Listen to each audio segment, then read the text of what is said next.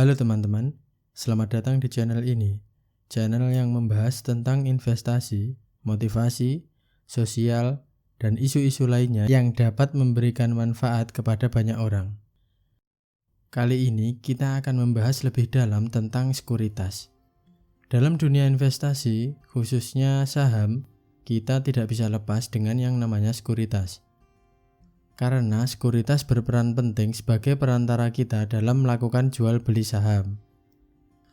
Mereview kembali pengertian sekuritas, yaitu lembaga yang menjadi perantara dalam melakukan jual beli saham. Sebagai lembaga perantara, tentu sekuritas punya kelebihan dan kekurangan masing-masing. Mulai dari tampilan, biaya, fitur, dan lainnya. Lalu, ada berapa lembaga sekuritas di Indonesia?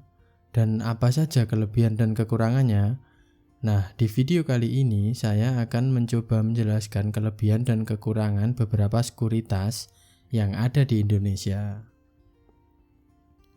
Dilihat dari website resmi Bursa Efek Indonesia, terdapat hampir 100 perusahaan sekuritas yang tercatat. Semua sekuritas ini resmi dan diawasi OJK. Ada BNI, BCA, Mirai, Indo Premier, Maybank, Mandiri, dan masih banyak lagi. Kok kelihatannya sekuritas mirip dengan nama bank? Benar, beberapa bank memang memiliki sekuritas, namun tidak semua bank. Cara kerja semuanya sama, yaitu menjadi perantara perdagangan. Syarat untuk membuka akun sekuritas mirip-mirip dengan kita membuka rekening bank, yaitu kita perlu mempersiapkan KTP, mengisi form data diri, alamat, nomor telepon, nama ibu kandung, dan seterusnya.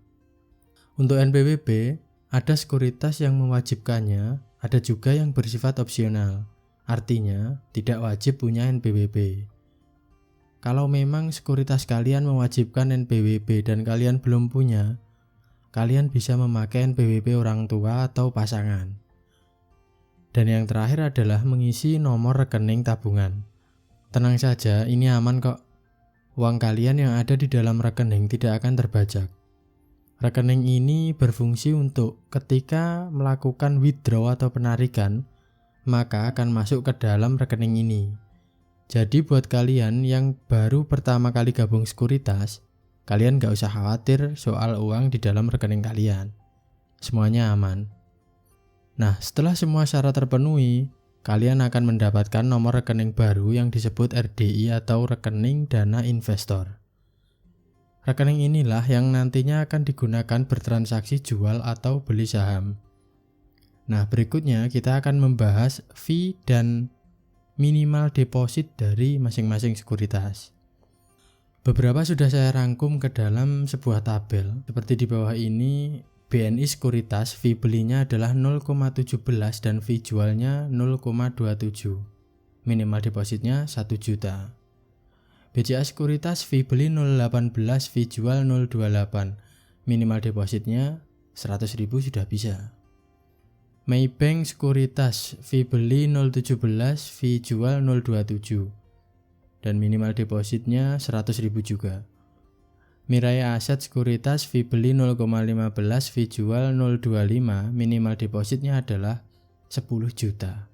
Namun untuk mahasiswa minimal depositnya 3 juta. Jadi untuk mahasiswa kalian juga tetap bisa melakukan investasi melalui Mirai Aset dengan minimal deposit 3 juta.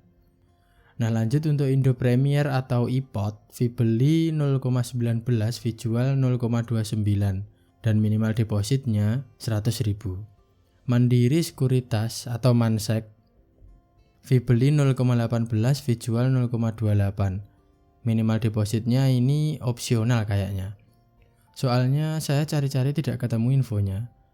Ada yang bilang 10 juta, 5 juta. Tapi saya pernah membuatkan akun Mandiri Sekuritas untuk teman saya. Saat itu tidak ada minimal deposit. Barangkali kalian ada yang tahu, coba tulis di kolom komentar. Kemudian Philips Sekuritas fee beli 0,18, fee jual 0,28. Minimal depositnya 500.000. Itu untuk umum. dan 100.000 untuk mahasiswa. Nah, bagi mahasiswa yang ingin investasi dan minimal depositnya rendah, kalian bisa memakai sekuritas ini. Ajaib sekuritas fee beli untuk transaksi di bawah 150 juta adalah 0,15 dan fee beli transaksi di atas 1,5 miliar adalah 0,17. Nah, fee jual transaksi di bawah 150 juta adalah 0,25 dan transaksi di atas 1,5 miliar adalah 0,27. Minimal depositnya adalah 100.000. MNC sekuritas fee beli 0,18, fee jual 0,28. Minimal depositnya 100.000. Sinarmas sekuritas fee beli 0,14, fee jual 0,24. Dan minimal depositnya adalah 500.000. Semuanya bisa daftar secara online dan semuanya punya aplikasi yang bisa dibuka melalui HP. Fee transaksi ini cukup berpengaruh dalam melakukan jual beli saham. Karena semakin besar transaksi kita, maka semakin besar pula fee-nya. Ya dong, kan pengalinya semakin banyak. Kita ambil contoh pada saham Sido Muncul. Pertanggal video ini dibuat, harga saham Sido Muncul adalah Rp1.000 per lembar. Berarti untuk satu lot harganya adalah 1000 dikali 100 sama dengan 100.000. Nah, misal fee transaksi beli 0,15%, maka 100.000 dikali 0,15 sama dengan Rp150. Berarti untuk kita bisa membeli saham Sido Muncul, kita cukup membayar Rp150 saja. Cukup murah bukan? Ya jelas murah kalau cuma sedikit. Coba bayangin kalau transaksinya gede, fee-nya juga bakal gede. Itulah kenapa fee transaksi ini penting bagi investor yang udah gede transaksinya. Mereka pasti memilih sekuritas dengan fee transaksi paling murah. Tapi untuk kita yang masih bertransaksi kecil, fee tidak begitu berpengaruh. Yang penting bisa aja dulu. Kalau udah bisa mah kena fee besar, pasti juga bisa cari penggantinya. Nah, kita sudah mempelajari tentang sekuritas. Perlu diingat bahwa RDI atau rekening dana investor dari sekuritas berbeda dengan rekening bank biasa. RDI tidak bisa digunakan untuk berbelanja. RDI hanya digunakan untuk membeli saham, reksadana, dan obligasi. Jadi kalau kalian tidak mendaftar sekuritas, kalian tidak memiliki RDI, yang berarti tidak bisa membeli saham. Jadi segera tentukan kapan kalian membuka akun sekuritas. Nah, jika video ini menarik, tekan tombol like dan share ke teman kalian. Berikan kritikan dan koreksi kepada saya di kolom komentar. Tekan tombol subscribe untuk mendukung channel ini supaya terus bisa memberikan konten yang bermanfaat.